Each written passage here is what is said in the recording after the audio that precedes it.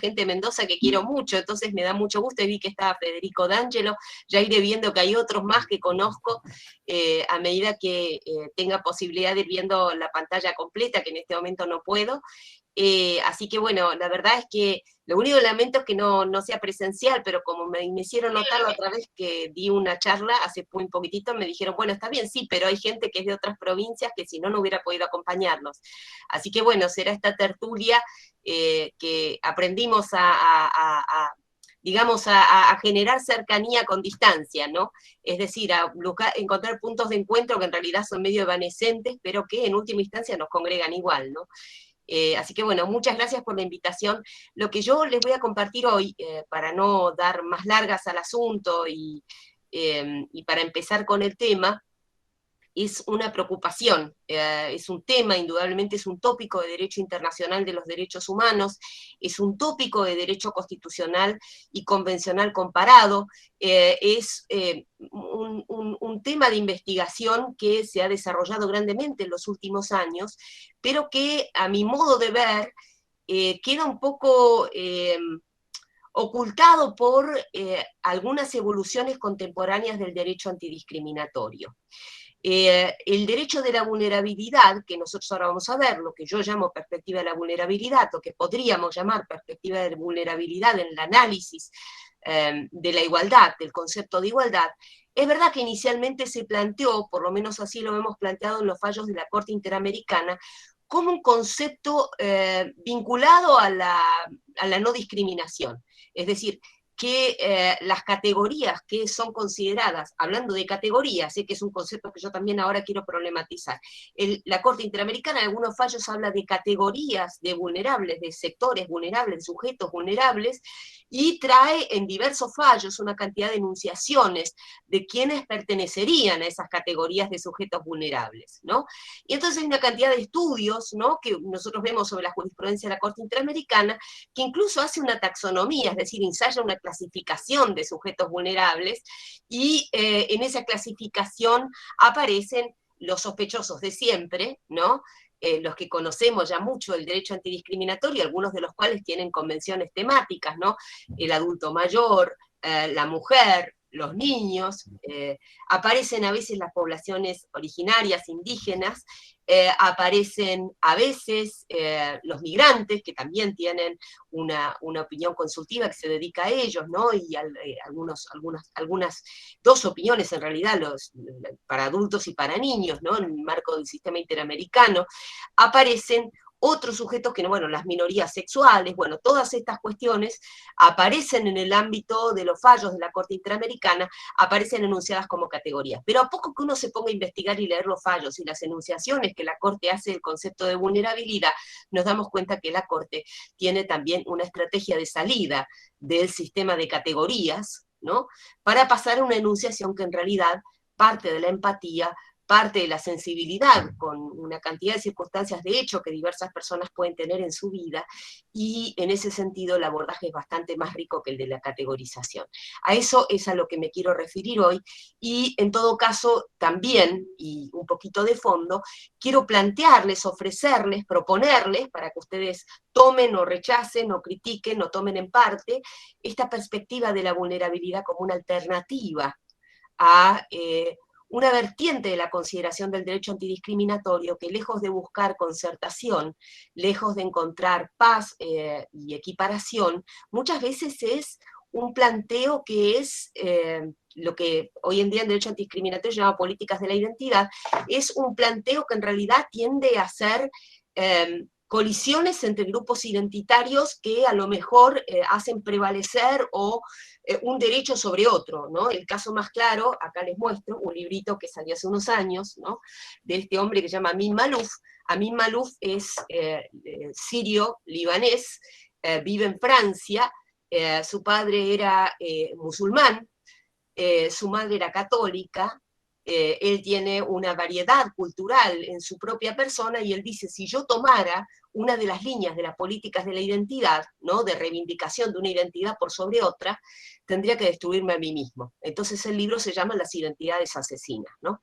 y plasma muy bien la problemática que hay con esta nueva faceta del derecho antidiscriminatorio, ¿no? Lo vemos claramente con el feminismo, con ciertos abordajes del feminismo que son muy fuertes, ¿no? O con fallos en los cuales nosotros vemos que aparece la perspectiva de infancia, que está menos elaborada incluso que la perspectiva de género, y aparecen como colisionando, o aparecen cuestiones que tienen que ver a lo mejor con las identidades sexuales y cómo eso colisiona con la categoría mujer. Es decir, aparecen estas visiones del derecho antidiscriminatorio en donde son colisiones de techos, ¿no? Colisiones de identidades, de grupos identitarios. Lo que yo les quiero proponer hoy viene a ofrecer, a mi modo de ver, una solución superadora a ese abordaje conflictivo del derecho antidiscriminatorio que no nos permite, a mi modo de ver, alcanzar una igualdad real para todos. Entonces, si ustedes me permiten, les voy a presentar qué consiste esto de la perspectiva de la vulnerabilidad, en qué consiste esta idea de la perspectiva de la vulnerabilidad con la matriz teórica que nosotros manejamos. Ahí deberían ustedes estar pudiendo ver una presentación, ¿puede ser? Sí, Úrsula, perfecto, sí. Luego, Úrsula, te voy a pedir si pudieras compartirla con nosotros para que la subamos a las aulas virtuales. Sí, con mucho gusto. Ahora no Muchas la estoy gracias. viendo, me desapareció a mí de la pantalla, esto es Sí, fantástico. es que desapareces con esta plataforma Meet, nosotros sí te vemos a vos, vemos tu presentación, pero vos no nos ves a nosotros. Bueno, lo importante es que esté la presentación. Y a vos también te vemos. Bueno, yo lamento no poder verlos a ustedes ahora, después me voy a fijar a ver cómo hago para ver si, porque a veces los logro ver a pesar de ser la presentación. Bueno, este es un libro que yo la otra vez compartí, que es el Tratado de la Vulnerabilidad, que ahora está accesible online, o sea, se puede bajar en PDF, después si quieren les paso el link, que es el origen de la investigación. A nosotros nos habían propuesto hacer una investigación conjunta con Francia, y claro, a mí cuando me lo plantearon, les voy a decir la verdad, yo dije, es otro de los versos del derecho, viste, que va cambiando palabras para denominar realidades que ya conocemos bien, ¿no? Pero bueno, a poco que nos pusimos a investigar un poco más, descubrimos que era sumamente interesante. Una de las primeras cosas que advertimos era que es un concepto bastante difícil de definir, ¿no? Es decir, es un concepto vago, tiene mucha crítica doctrinal. ¿Qué quiere decir vulnerabilidad? Y bueno, es como una cosa, no está establecido, no está claro, no tiene descriptores claros, por eso se dice que es un vector esquivo, que se hace difícil de ponerle un concepto, ¿no? Ponerle el cascabel al gato, ¿no? Ahí puse por eso esta película donde tratan de atrapar al personaje principal y no hay caso, ¿no? La vulnerabilidad es un poco como eso, es muy difícil conceptualizarla. Y lo que dicen es que eso es una de las ventajas del concepto, es decir, el hecho de que no pueda ser conceptualizado justamente es lo que lo hace tan plástico, tan flexible, tan adaptable para tantas realidades de la vida humana, y por eso nos permite empatizar. En este trabajo que ustedes están viendo acá, que es un trabajo que se publicó en 2014 en la Red de Derechos Humanos y Educación Superior, por los autores que tienen ahí, se dice que el propósito de este concepto, que les digo aparece como enunciado con frecuencia en fallos del Tribunal Europeo de Derechos Humanos y en fallos de la Corte Interamericana, muchísimos, y en las últimas generaciones de convenciones, sobre todo las que vienen después del 2000, aparece incluso explícitamente en esas convenciones como un vector de análisis. Por eso nosotros ya le podemos dar carta de ciudadanía de entrada, es decir, sin discutirlo, al iniciar esta presentación. Para el derecho internacional, indudablemente, esto lo podemos decir sin lugar a discusión, la categoría de vulnerabilidad, el concepto de vulnerabilidad, tiene carta de ciudadanía. Entonces, lo que nosotros ahora nos preguntamos es para qué sirve, ¿no? ¿Para qué lo vamos a usar y por qué usaríamos el concepto de vulnerabilidad por encima del concepto de igualdad, que ya lo tenemos, ya lo conocemos? ¿Por qué deberíamos nosotros incorporar este concepto por sobre el ya conocido concepto de igualdad que tenemos además tan claramente abordado en los tratados internacionales? Bueno, lo que nos dicen estos autores es que sirve para sensibilizar, para dar herramientas de detección y reacción frente a las lesiones de derechos. Porque lo primero que ustedes se van a dar cuenta es que cuando nosotros hablamos de vulnerabilidad, indudablemente se nos genera una reacción que también es parcialmente afectiva. Es decir, no nos toca solamente no nos toca solamente el intelecto, la inteligencia, en el sentido que nos empezamos a preguntar cómo definirlo, en qué fallos está contenido, cómo tratar con este concepto, sino que también inmediatamente nos resulta, o sea, cuando nosotros decimos una persona es vulnerable, rápidamente, y pienso que si a alguien no le pasa, dígamelo, pero en general pasa que tenemos simpatía y queremos ayudarla. Es decir, hay una reacción que no es solamente intelectual, sino que involucra al sujeto entero, no lo divide, sino que lo incluye, lo unifica en una reacción frente a la vulnerabilidad que generalmente es solidaria. Es decir, generalmente es una reacción en la cual yo me siento interpelado por la vulnerabilidad del otro y siento que tengo que tomar una reacción. Y eso es algo también muy, muy valioso que tiene el concepto de vulnerabilidad por sobre el concepto de igualdad, que generalmente requiere más una operación de tipo intelectual que la vulnerabilidad que te involucra, ¿no? Entonces dice, ¿para qué? Para a quienes son víctimas de situaciones de extrema vulnerabilidad, facilitándoles los medios adecuados para reforzar su capacidad de reacción y reducir su vulnerabilidad. Y esto es otra cosa notable. Es decir, acá no estamos ante una función correctiva del concepto de igualdad o una función distributiva del concepto de igualdad, sino que estamos pensando, ampliando el foco, es decir, no estamos solamente pensando cómo resolvemos, cómo hacemos la igualdad entre dos pretensiones que colisionan en el ámbito de los tribunales, sino que estamos pensando cómo hacemos que una persona fortalezca las rodillas cuando son frágiles. Es decir, cómo hacemos para pensar fuera de la caja, cómo podemos hacer que esta persona se fortalezca, tenga alternativas de resiliencia. Estos mismos autores nos dicen que la vulnerabilidad entonces tiene una función dignificante, es decir, no es una aproximación victimista, a diferencia de lo que pasa con las políticas de la identidad, con el derecho discriminatorio que se funda en políticas de identidad y que afirma, qué sé yo, no sé, la identidad de las mujeres, la identidad, o sea, son vistos como víctimas, ¿no? Acá no, acá el abordaje no es victimista, sino que es todo lo contrario, parte de la idea de la igual dignidad humana y en consecuencia la aproximación es constructiva y reparadora. Es decir, no es una estrategia de la colisión, sino que es una estrategia del refuerzo y por eso empoderadora e igualitaria. Si me permiten, ¿por qué hablar de vulnerabilidad? Bueno, básicamente por tres razones. Nosotros acá seguimos bastante la teoría de Martha Feynman, que es una feminista norteamericana, una filósofa del derecho que de alguna manera acuñó el término, lo hizo famoso en un artículo en una serie de artículos en realidad que tiene una cantidad de citas fabulosas, ¿no? de un enorme impacto. Y básicamente por tres razones. Primero, porque la vulnerabilidad es un nuevo vector de análisis, a mi modo de ver mejor que la igualdad, porque permite sensibilizarnos con los que más sufren, esto que yo decía que te involucra entero.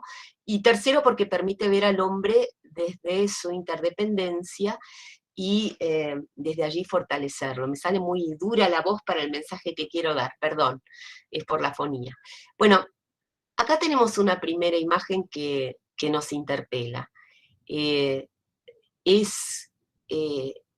Ustedes a lo mejor recuerdan el caso, ahí está Tetis y está Aquiles, ¿no? Tetis era la madre de Aquiles, y ustedes se acordarán de esa frase del talón de Aquiles, ¿no? Que Aquiles había sido sumergido en el río de la muerte, el río Leteo, el que había que atravesar para llegar al mundo de los muertos, porque Tetis quería lo que queremos todas las madres, que nuestros hijos sean invulnerables, que no les pase nunca nada, que los podamos proteger de todo en la vida, que, no sé, que no pasen frío o calor, que no tengan sufrimientos, que no, en fin.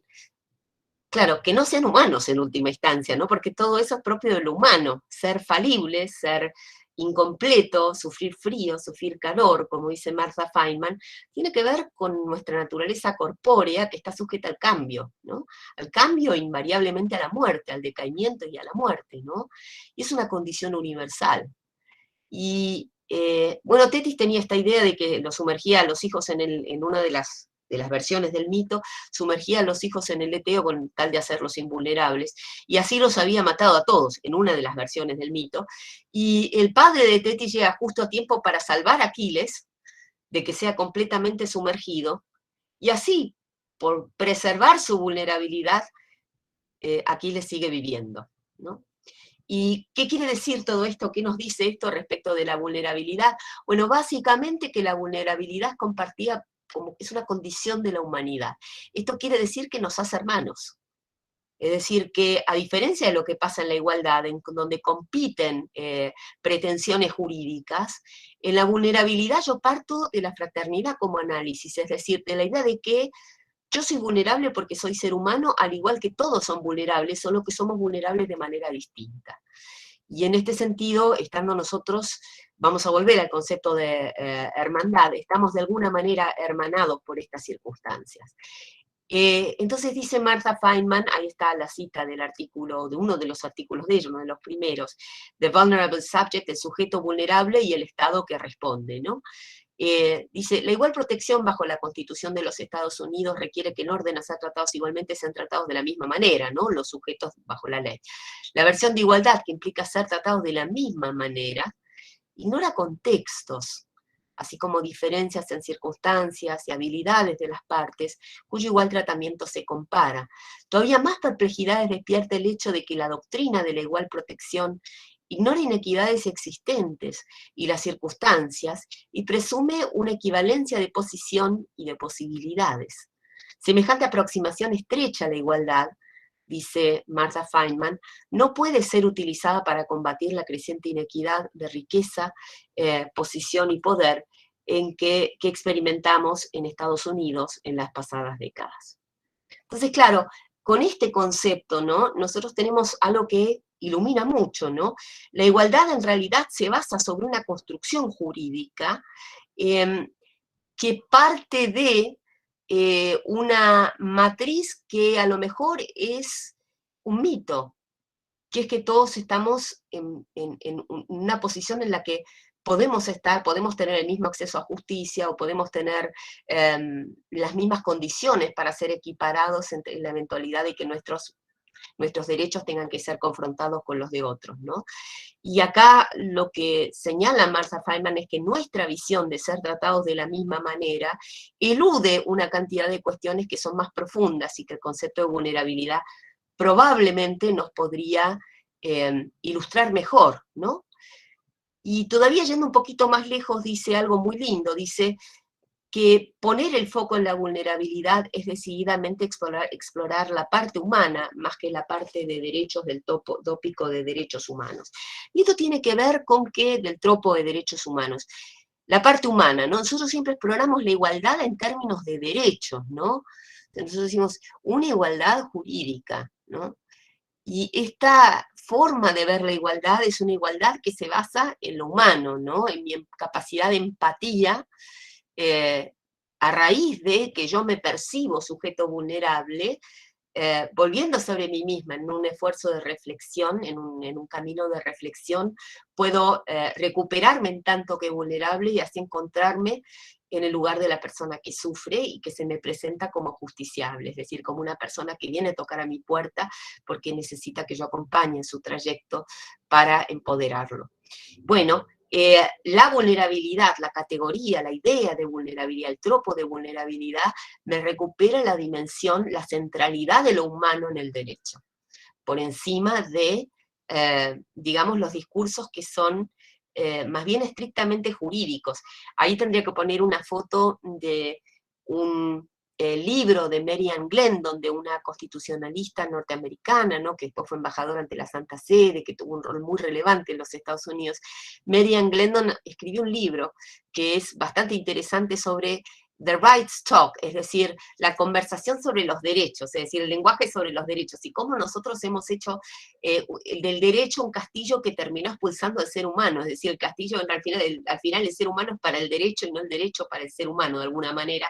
El argumento del libro es bastante interesante y pone de manifiesto cómo el derecho se ha tecnificado de una forma que ha terminado de ser expulsivo, ¿no? Y que ha erradicado entonces la dimensión más humana, ¿no?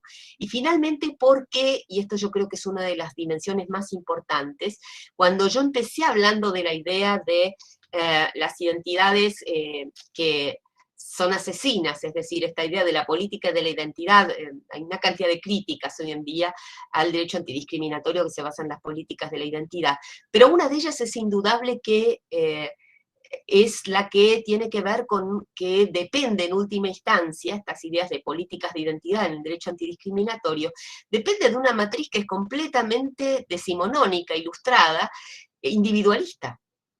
Es decir, parte de un nosotros que pertenecemos a esta categoría, pero deja fuera a todos los que no pertenecen a esta categoría, que se transforman en adversarios, en potenciales adversarios, los que están en una situación de privilegio, y que entonces no... Claro, esa idea deconstruye, primero que es antigua, es decir, se hermana con una idea del derecho que, lejos de ser un derecho social o solidario, es una visión individualista y liberal, ¿no? Lejos de lo que incluso a veces algunas de estas políticas de la identidad, que a veces tienen que ver con la pobreza o con la exposición, ¿no? O con determinadas razas, en realidad vienen a defender. En cambio, la vulnerabilidad no, porque la vulnerabilidad toma al individuo como un todo, no seccionando porciones de su identidad, ¿no?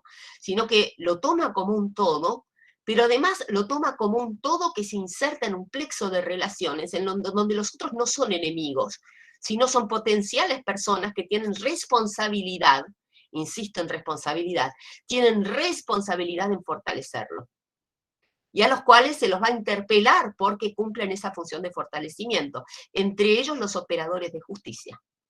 Es decir, es una visión, no es solamente humana porque me permite a mí parte de la empatía, parte de recuperar para el derecho a mi condición de ser humano y la condición de ser humano de la persona con la que yo me relaciono, sino que además reinscribe a partir del padecimiento individual, ese padecimiento individual en un contexto social, y es ese contexto social en el cual la corporeidad de cada ser humano, es decir, mi cuerpo, un cuerpo de mujer, mi cuerpo de mujer migrante, yo vengo de otra, digamos, mis antepasados son migrantes, en última instancia se inscribe en un plexo de relaciones, ¿no? Con determinadas creencias, con bueno, que a lo mejor son o no compartidas, bueno, se inscribe en un plexo de relaciones en las cuales yo soy responsable por otros y otros son responsables por mí.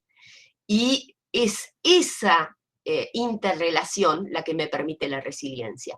Porque si yo corto el puente al prójimo, ¿cómo voy a lograr una historia de resiliencia? Bueno, entonces esto es lo que nos dice Martha Feynman al respecto, dice, la vulnerabilidad se afirma como una característica que nos posiciona en relación a unos con otros como seres humanos y que también sugiere una relación de responsabilidad entre el Estado y el individuo y entre los individuos entre sí. Un poco reflexionando más profundamente sobre esta idea, me venían a la memoria dos escenas bíblicas, en realidad, una del Antiguo Testamento, una del Nuevo, y la del Antiguo Testamento es la de Caín y Abel, ¿no? Son dos hermanos, pero que en realidad están compitiendo, es decir, hay una competencia, por lo menos indudablemente por parte de Caín hacia Abel. Abel es el justo, Caín tiene envidia, y entonces Caín quiere lo que tiene Abel, y en consecuencia lo mata, ¿no es cierto? Y claro, por esta competencia en pretensiones, si ustedes quieren, podríamos pensar pretensiones jurídicas también, porque él pensaba que le correspondía el mismo reconocimiento delante de Dios. Caín pensaba eso, ¿no es cierto? Caín lo mata a Abel. Y fíjense que de hermanos pasan a ser enemigos, y eso es lo que muchas veces hace el proceso. Es decir, personas que eventualmente podrían haber encontrado una convergencia se transforman en enemigos acérrimos a partir de la dinámica en la que construimos nuestros sistemas jurídicos. A la inversa, la perspectiva de vulnerabilidad me evocaba a mí la otra figura, en la cual hay dos personas que no son hermanos, sino todo lo contrario, son más o menos enemigos, ¿no? Ahí está un samaritano que viene transitando un camino oscuro y se encuentra con un, no me acuerdo, creo que era un levita, que ha sido golpeado y robado, y lo dejaron malherido al borde del camino. Resulta que los samaritanos eran despreciados por los sacerdotes y en consecuencia no tenían trato con ellos, es decir, sentían los sacerdotes desprecio hacia los samaritanos. Pero el samaritano lo encuentra golpeado y siente compasión. Y entonces lo carga sobre su asno y lo lleva hasta la posada más cercana, deja dinero de su propio bolsillo para que lo cuiden y dice, lo que gastes de más te lo daré cuando regrese, ¿no?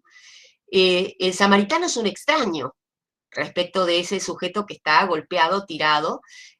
Sin embargo, de extraño se transforma en hermano, ¿no? ¿Por qué? Porque es capaz de empatizar más allá de la condición identitaria, más allá de la posición en la que se encuentra, es capaz de empatizar con el sufrimiento que encuentra en ese sacerdote, y entonces lo ayuda, ¿no?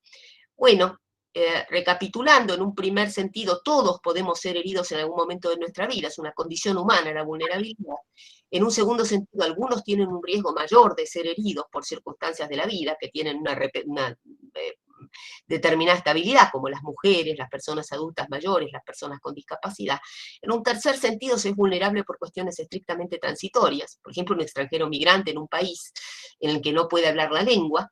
Bueno, en todos estos casos, la vulnerabilidad exhibe un dato valioso, expresa la interdependencia que preside las relaciones humanas en todos los casos, especialmente los más expuestos a la desventura. Y es un vector de análisis que parte de la individualización, pero es asimismo un camino de descubrimiento de interdependencias recíprocas. Bueno, si yo quisiera ver un poquitito cuándo hay vulnerabilidad según los estándares internacionales, bueno, ahí vienen las clasificaciones que nosotros hemos visto, que aparecen en el derecho internacional, ¿no? Que, bueno, por situaciones estables, por situaciones transitorias, y la Corte tiene una cantidad de listas, de la Corte Interamericana, una cantidad de listas, fíjense, niños, mujeres, personas de tercera edad, jóvenes que no están en ninguna convención, pobreza, mujeres embarazadas, migrantes, personas en situación de riesgo, orientación sexual. Pero ahí ya empezamos a ver cómo la Corte deconstruye las categorías, porque muchas de las enunciaciones de la Corte de identificación de situaciones de vulnerabilidad no tienen que ver con categorías claramente establecidas del derecho internacional. Es decir, la Corte tiene una estrategia de salida, demostrando así que las categorías que nosotros utilizamos para la vulnerabilidad muchas veces son muy escasas e incluso a veces son estigmatizantes, ¿no? Pobreza, ¿no? No tenemos ninguna convención que hable de los pobres, ¿no? Estar embarazada, ser cabeza de familia, es decir, tener personas que dependen de vos, te vulnerabiliza porque no podés tomar decisiones con absoluta libertad, estás pensando en las personas que están dependiendo de la decisión que vos tomes, ¿no? El tema del idioma, ¿no? Estar en situación de riesgo. La Corte tiene muchas veces referencias a veces cuando hay desaparecidos o cuando una persona se siente amenazada, a la percepción de estar en una situación de riesgo. Y cómo eso te vulnerabiliza respecto de las decisiones que vas a tomar. Obviamente la orientación sexual. Todas las condiciones de aislamiento, incluso aquellas que surgen de una internación. Cualquier forma de enfermedad, la falta de educación, el grado de intimidad. Cuanto más cerca estás de una persona, más vulnerable sos a ella, es así. Por eso el daño es más impredecible cuando se sufre de personas cercanas, e incluso porque uno no tiene la defensa alta, sino que tiene las defensas bajas siempre en las relaciones en las cuales hay intimidad. Esto seguramente lo habrán experimentado. Y luego también la separación de la familia. En general ahí la Corte habla de la familia biológica, ¿no? Y bueno, la vulnerabilización a veces el Estado crea situaciones de vulnerabilidad que pueden ocurrir o por acción, es decir, porque el Estado tome acciones que hayan puesto en riesgo a una determinada población, o por omisión, es decir, porque no tomó medidas para evitar que determinadas cosas sucedieran. Y a veces hay factores de vulnerabilidad que pueden conjugarse, ¿no? Habría como una especie de interseccionalidad, que es un derecho, un concepto de derecho internacional que seguramente también conocen. Por ejemplo, una mujer pobre, embarazada, cabeza de familia, que está en una situación de riesgo y que a lo mejor tiene una orientación sexual diversa, o que está en aislamiento, que está en una cárcel, por ejemplo, y bueno, y el Estado no ha tomado medidas para proteger a las mujeres en situación de cárcel en estas circunstancias. Y ahí tendríamos un supuesto de vulnerabilidad en donde se conjugan, digamos, diversos elementos, ¿no? Y si vamos a situación por mujeres, por situaciones estables, tenemos acá la situación de los niños, ¿no? Ahí está la opinión consultiva 1702, en razón de su inmadurez y vulnerabilidad requieren protección que garantice el ejercicio de sus derechos en la familia. Esto para que ustedes vean cómo aparece la vulnerabilidad en el lenguaje del sistema interamericano. Es la Convención de Belém do Pará, los estados tendrán especialmente en cuenta la situación de vulnerabilidad a la violencia que pueda sufrir la mujer en razón de otras, de su raza o de su condición étnica, de migrante, refugiado o desplazada. Y más abajo se considera que la mujer es objeto o está embarazada, es discapacitada, menor de edad, anciana o está en situación socioeconómica desfavorable. Ven cómo se van desarticulando las categorías de conflictos armados o de privación de libertad. Ahí está María da Peña, que es la que dio lugar a la ley brasileña y al caso que llegó a la Comisión Interamericana y que movilizó todo el tema de violencia en el sistema interamericano. Bueno, personas adultas, niños y jóvenes, mujeres, ¿no? Y después hay situaciones que a veces son transitorias, a veces son estructurales, ¿no? Pobreza, dependencia, migrantes, idioma, cuestiones culturales, ¿no? Sobre todo cuando son culturas a lo mejor que están sesgadas, como las culturas de los pueblos originarios, ¿no? Bueno, y algunos otros ya los vimos. Acá está la opinión consultiva 18 sobre los migrantes indocumentados. Bueno, yo creo que aquí paso de largo algunas diapositivas para no hacerlo demasiado largo y dar más lugar al diálogo. Especialmente me interesa resaltar algunas cosas que son muy llamativas, ¿no? Por ejemplo, la jurisprudencia de la Corte Interamericana entiende que no cuidar el tejido étnico, religioso y cultural, en este caso de los niños indígenas, o en general de las poblaciones indígenas, en el caso de Chitainec y otros contra Guatemala, es vulnerabilizar, es crear vulnerabilidad, ¿no? Incertidumbre e inseguridad causa vulnerabilidad. Yo pienso que muchas veces lo vemos eso en muchos procesos en los cuales cuando una de las partes tiene una defensa menor, o una defensa técnica menor, o tiene una asistencia jurídica que a lo mejor es más inestable, o tiene menor acceso a la justicia, eso es una situación que la posición en una situación, la posición en vulnerabilidad mayor respecto del proceso y en consecuencia el riesgo mayor de ser dañada por el mismo proceso, ¿no? Justamente por la omisión que hay en corregir los factores de acceso a la justicia, ¿no? Bueno, acá en el caso Niñas Gianni Bosico, la situación de vulnerabilidad que el Estado impuso a las niñas estas, que eran 2 niñas migrantes indocumentadas, les causó a los familiares de las víctimas incertidumbre e inseguridad, así como temor fundado. Y todo eso es objeto de reparación por parte del Estado, ¿no? Bueno, acá hay un fallo en el cual trata sobre la vulnerabilidad, tomar decisiones que tienen que ver con, de la mujer especialmente, decisiones que tienen que ver con el ámbito de lo reproductivo, cómo la mujer está tomada de manera diferencial por estas decisiones y cómo esa toma, entonces, digamos, hay un reaseguro de la vulnerabilidad, o sea, el consentimiento informado en virtud de la vulnerabilidad de la mujer que debería ser mayor. Este es el mismo caso, el desequilibrio de poder como un factor vulnerabilizante, la intimidad como agravante de la vulnerabilidad, ¿no? Los estereotipos de género y la vulnerabilidad que causan muchas veces, ¿no? Los presupuestos que hay en la vida social respecto de las cuestiones, la imposibilidad de recurrir a los padres o a personas de confianza cuando uno está en una situación de exposición, el mito de la autonomía, es decir, esta idea de que los niños tempranamente son autónomos, la Corte lo desarticula, ¿no? Porque dice que en realidad la autonomía tiene que ver con un vector individualista y que en realidad los niños se forjan en las relaciones de familia, completamente contrario a lo que nos enseña. La Corte Interamericana es desconcertante en eso. Y Martha Feynman tiene una idea muy linda respecto de eso. Dice, hay una relación proporcional entre nuestra corporeidad que nos hace frágiles y que nos hace susceptibles a la enfermedad, a la muerte, al defecto físico, y que nos causa entonces vulnerabilidad, y la interdependencia social, esta idea de pensar la autonomía como un concepto relacional y la vulnerabilidad como un concepto que te reescribe en relaciones sociales de fortalecimiento que causa resiliencia. Bueno, yo aquí voy a terminar, yo podría seguir hablando sobre fallar con perspectiva de vulnerabilidad, pero no lo vamos a hacer, porque si yo hago eso, no vamos a terminar más.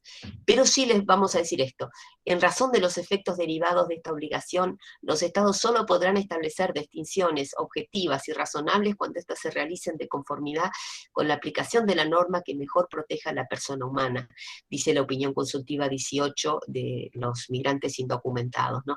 Yo creo que esto de alguna manera resume esto que yo les quería proponer de la perspectiva de vulnerabilidad. Yo tendría que haber hablado también de fallar con perspectiva de la vulnerabilidad, pero es muy dificultoso, digo unas palabras después si me hacen preguntas.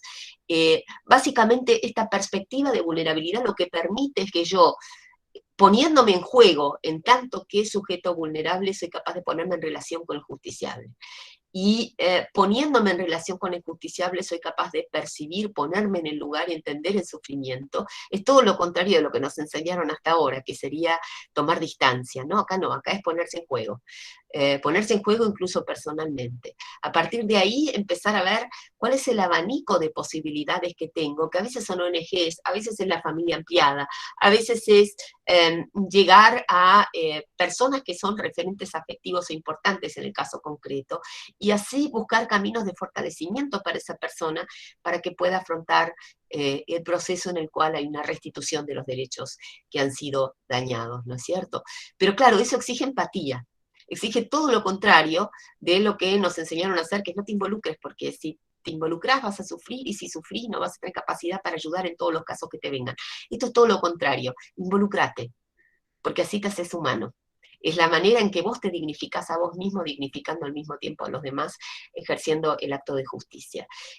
Responsabilidad, cuidado del otro, visibilización del otro. El otro no me es indiferente, me sé el nombre, me sé el rostro, me sé la historia.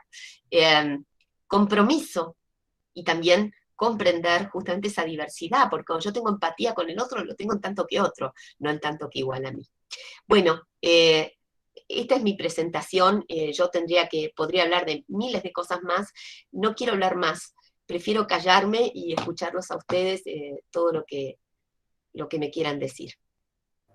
Excelente, Úrsula. Qué bueno el tema, cómo lo has expuesto y cómo vas a permitir que nuestros estudiantes, o cómo estás permitiendo que entiendan la importancia de esta visión. Realmente, pero seguiríamos escuchándote un buen rato más. Ya tenés preguntas y seguro se van a disparar otras preguntas más. Antonella va a hacer las preguntas. De paso, Antonella es el cumpleaños, así que aprovechamos una vez más para saludarla. Dale, Antonella, mirá cómo venís a festejar tu cumpleaños. Gracias, doctora. Ay, doctora, un lujo escucharla. Un lujo, de verdad. Bueno, no, muchas gracias. Gracias a usted. Doctora, hay una pregunta en el chat que, si me permite, la leo. Sí, gracias. El alumno se figura como Rocco y pregunta: en caso de que se solapen categorías de vulnerabilidad, ¿debería simplemente otorgarse el derecho que beneficie más al sujeto? Mira, Rocco, es excelente tu pregunta, porque me permite hablar de algo que yo no había podido decir y que tiene que ver con el hecho de las categorías. Justamente una de las cosas que yo quería señalar es que no sé si me gustan las categorías, porque las categorías suponen un poquito esto de acá, es decir, la fragmentación, las identidades asesinas que te decía yo, ¿no? ¿Qué es categoría? Es decir, vos decís mujer, sí, está bien, yo soy mujer, eso lo dice Kimberly Crenshaw, que es la que inventó el concepto de interseccionalidad, ¿no es cierto?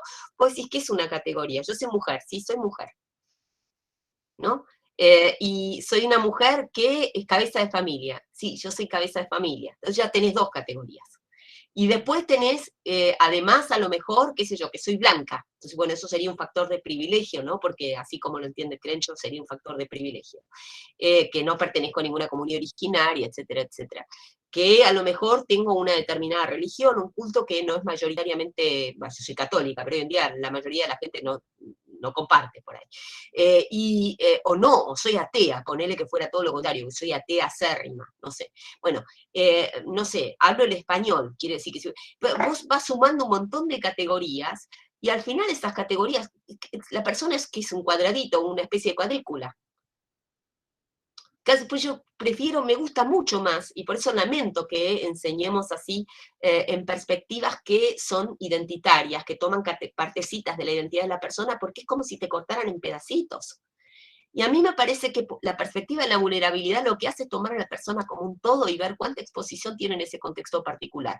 Porque siendo yo blanca, profesional, abogada, estudiosa, si tengo un problema con la justicia penal, probablemente no voy a saber qué hacer, voy a tener que buscar ayuda.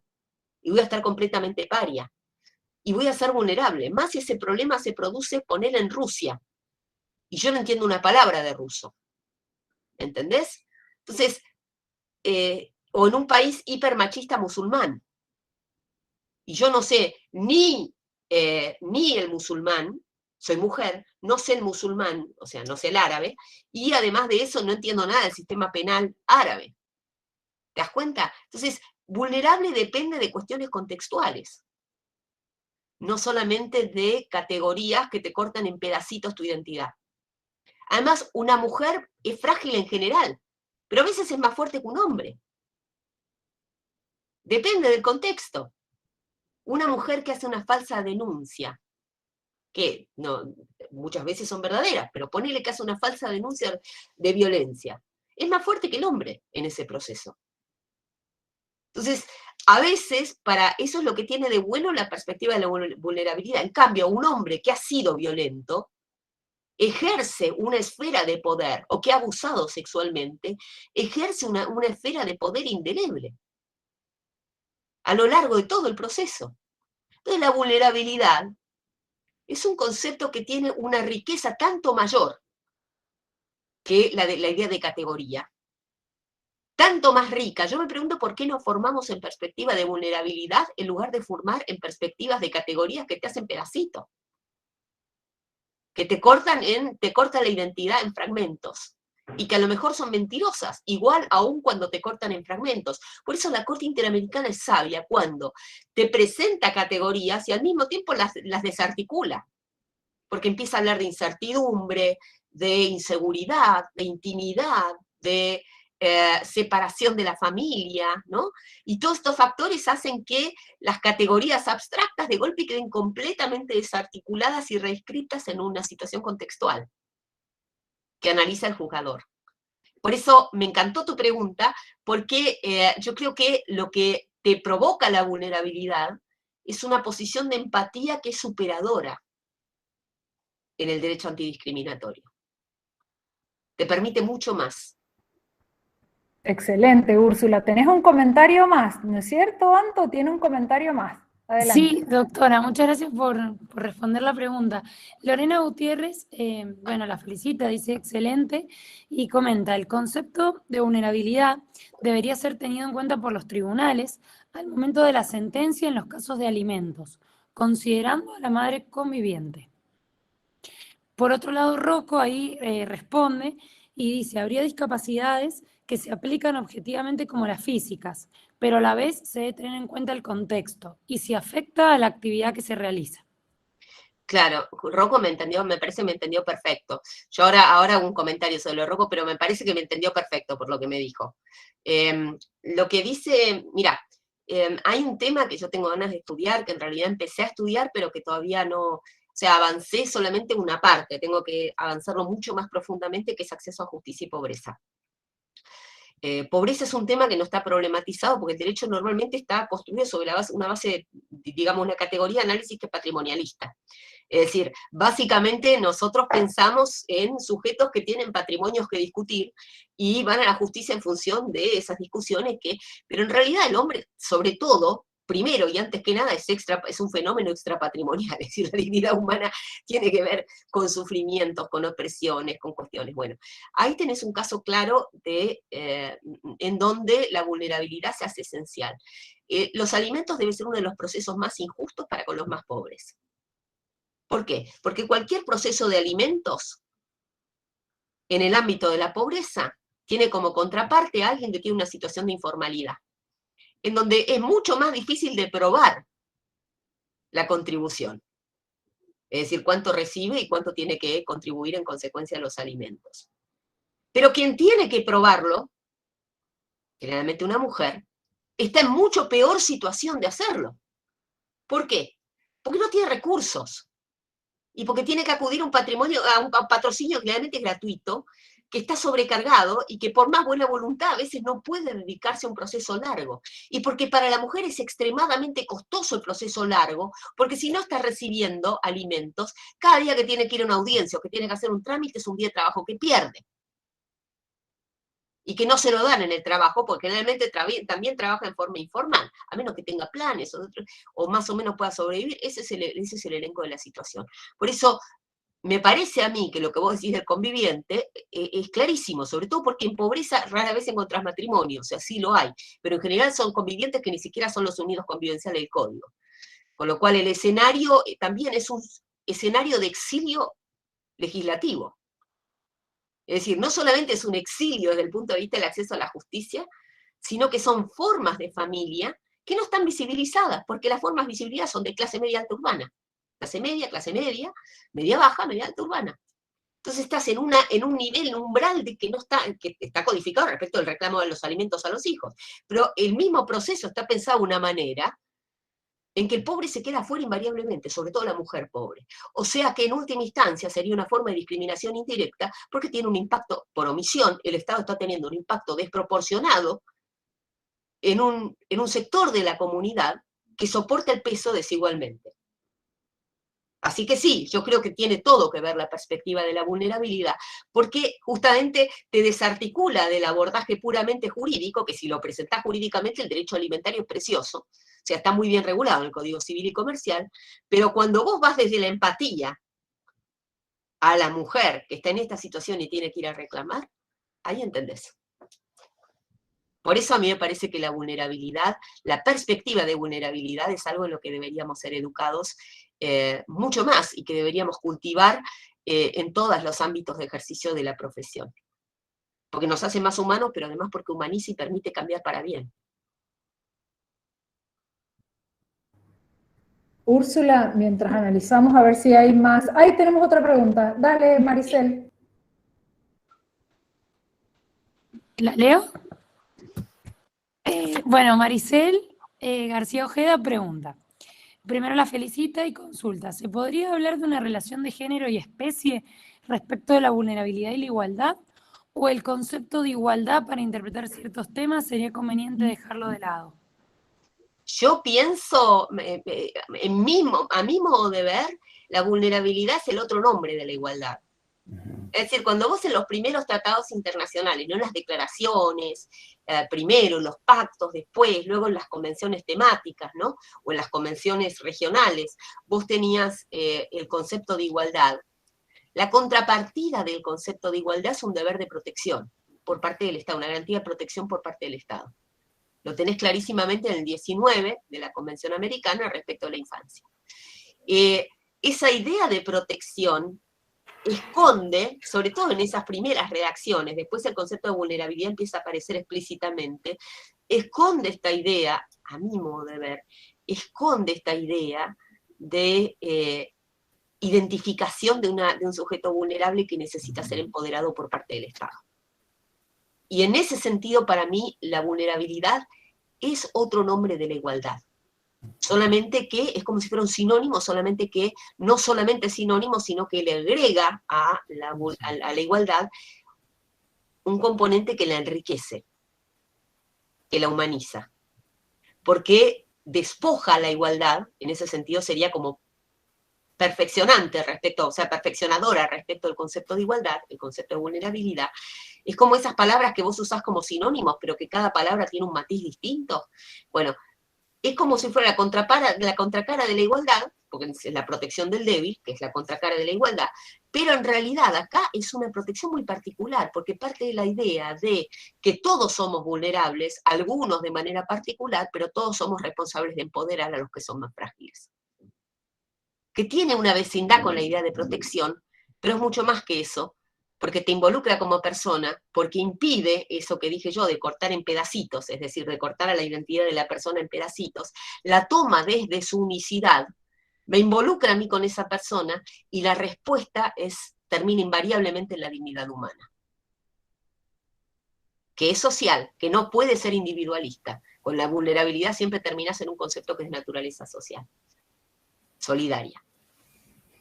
Antes de que Anto haga la lectura final, sí, Federico, ¿tenés una pregunta para Úrsula? Federico D'Angelo, dale. Sí, hola Gaby, hola Úrsula, ¿cómo estás? Hola Federico, ¿cómo estás? Ahí está María Julia Pedrabuena, que también es mi amiga, que la quiero saludar. Decime. Sí. Úrsula, Bueno, primero felicitaciones, me encantó la exposición, el tema tengo que realmente bárbaro y, a ver, desde el punto que lo estás analizando, digo, se puede aplicar a un montón de situaciones, sobre todo en el derecho de familia y, digo, puntualmente también a cuando se presenta o hay un caso en la justicia donde el interesado es una persona con síndrome de Down, que son hipervulnerables en cuanto a la posibilidad de manifestarse, de darse a entender. Entonces, por ahí hay ciertos desfasajes de la justicia donde no los entienden, donde no hay profesionales auxiliares de la justicia que sepan interpretar lo que ellos quieren y se hace por ahí hasta, digo, un menoscabo de sus derechos. Creo que de este punto de vista, o con esta temática de vulnerabilidad y de visibilización del otro, creo que por ahí es lo que está faltando, resultaría mucho más rico la temática. Sí, eso tiene que ver también, ahí estaba mirando un poquito lo que habían escrito en el chat, con lo que dice Rocco. Rocco dice, es impracticable en el ámbito jurídico. No te preocupes, Rocco, yo ya me preocupé de que sea aplicable, porque para eso me puse a estudiar cómo fallar con perspectiva de vulnerabilidad y cómo hacer que sea verdaderamente estrictamente aplicable desde el punto de vista jurídico. Es decir, exige simplemente utilizar cánones que nos permitan actuar dentro de la esfera jurídica que tenemos planteada. Es decir, cómo ahora la categoría de discapacidad está clarísimamente regulada, es fácilmente asequible, y de todas maneras es tan jurídico que aparece en los fallos internacionales y en los fallos del sistema interamericano y del sistema europeo, como decía recién, y además, como me dice ahí también Roxana Romero, nos aparece hoy ya en codificaciones procesales, entre ellas el proyecto de la provincia de Buenos Aires, que no es muy feliz, pero sí en el de Corrientes, que es muy bueno, y el del Chaco, que es muy bueno. O sea, ya tiene incluso recepción a nivel procesal específica y regulada de manera muy feliz, o sea, que se puede tomar como modelo tanto la idea de Corrientes, que está bastante bien pensada, o si ustedes quieren pensar en un modelo como el del Chaco. En este sentido, lo que vos me decís, Federico, me hace acordar a abordajes, como esta clase la damos a veces en Maestría de la Magistratura, ¿no? En Maestría de la Magistratura a veces me invitan para dar, todos los años me invitan para dar esta clase, mucho más larga, ¿no? Que dura, por esto es un condensado. Y una de las experiencias que yo vi que mis mismos alumnos me contaban es cómo a partir de esta perspectiva ellos después a veces logran cosas fantásticas, por ejemplo llamando a una ONG. A lo mejor no hay recursos del Estado como para que te permita dar cuentas. Por supuesto que el caso del niño con síndrome de Down o del adolescente con síndrome de Down es un caso que tiene muchos matices porque hay muchos grados de síndrome de Down, se puede dar de manera muy distinta, pero bueno, vos lo que te permite la vulnerabilidad es justamente acceder a un elenco de cuestiones que a lo mejor directamente no ves en un procedimiento normal. Entonces por ahí contactar con una ONG o ver una alternativa de si hay alguna persona, algún experto que pueda participar en la reunión que a lo mejor te lo pueda brindar una ONG de manera gratuita, de acompañamiento, para reforzar el modo de expresión que tiene la persona con alguna restricción a la capacidad, y que así esa persona se vea dignificada no solamente por la capacidad efectiva que tiene de expresarse, que a veces es extremadamente limitada, sino por el cuidado y la delicadeza con la que se la dignifica.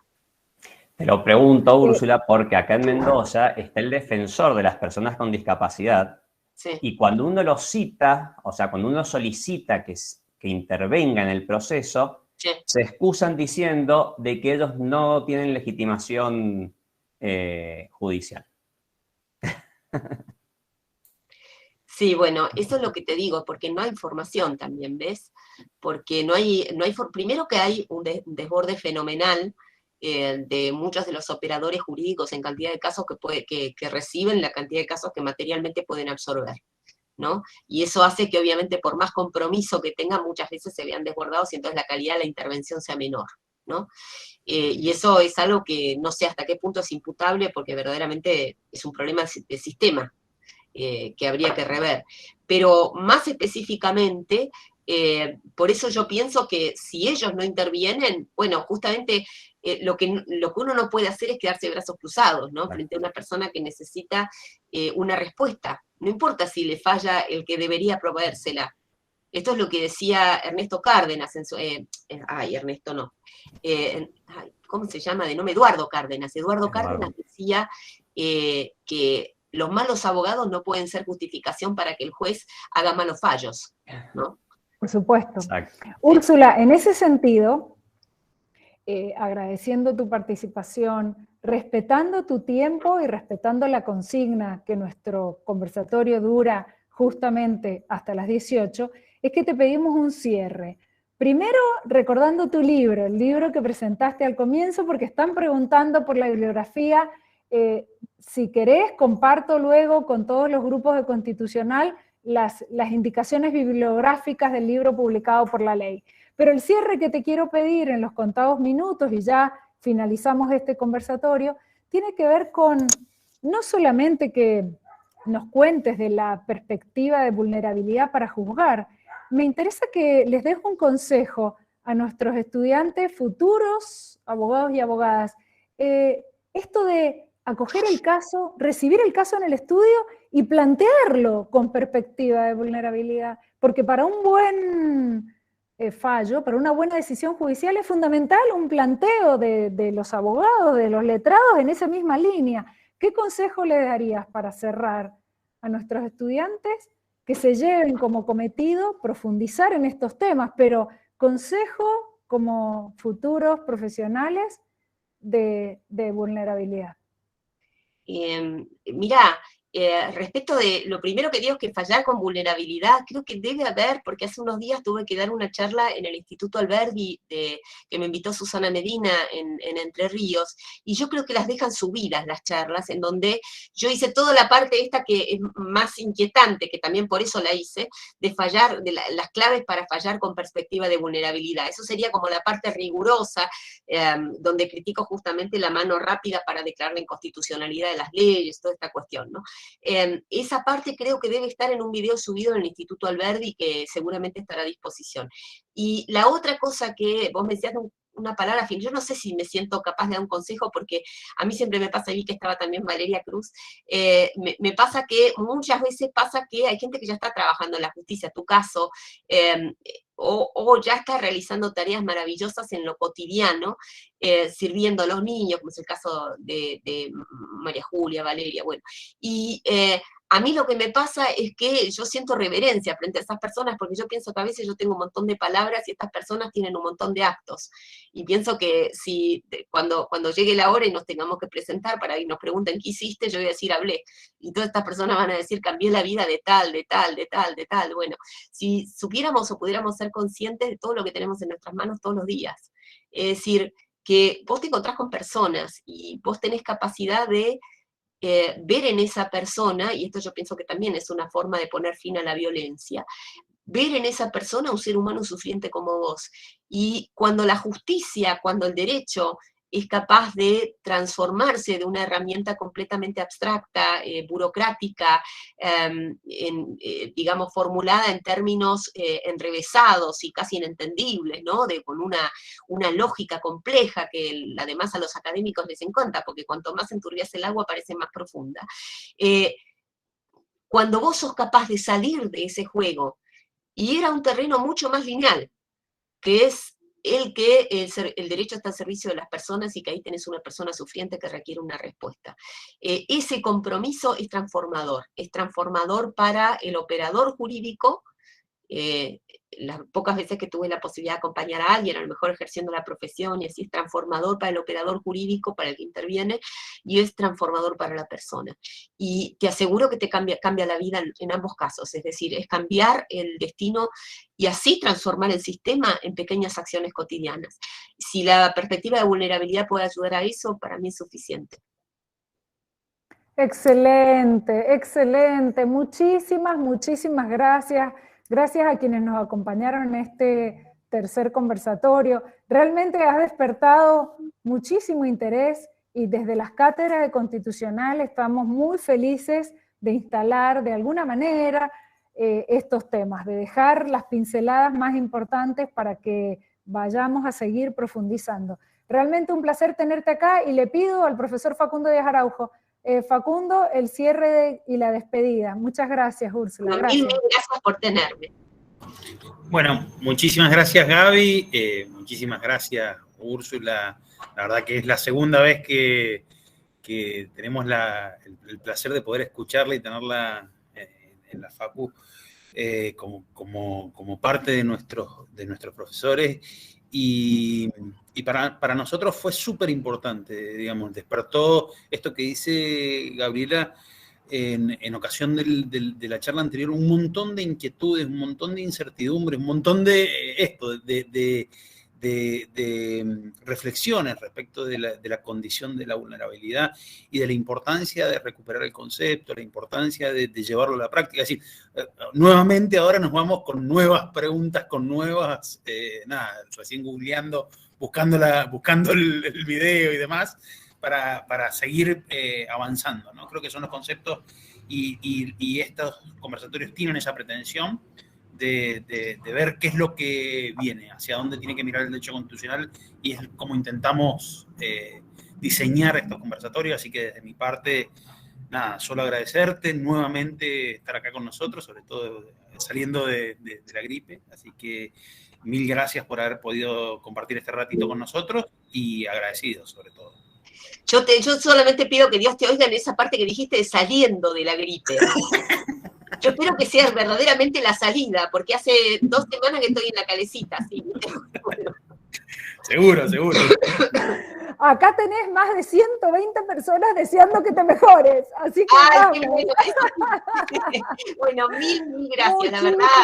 Muchísimas gracias por lo que nos enseñaste, gracias por tu tiempo, muchísimas gracias. Al contrario, Úrsula, muchas gracias, muchas gracias. Muchas gracias. Gracias a toda la cátedra, a las 2 cátedras, muchas gracias. Gracias Antonella, gracias Maricel, Federico, Facundo, muchas gracias a todos los estudiantes, muchísimas gracias.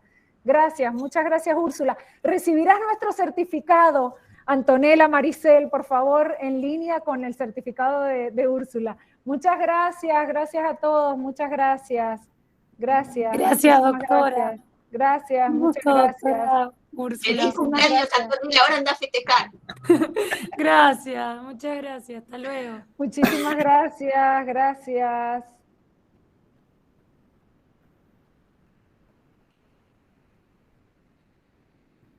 Muy bien, Gaby, ¿eh? Excelente, qué interesante. Queda Muy bueno.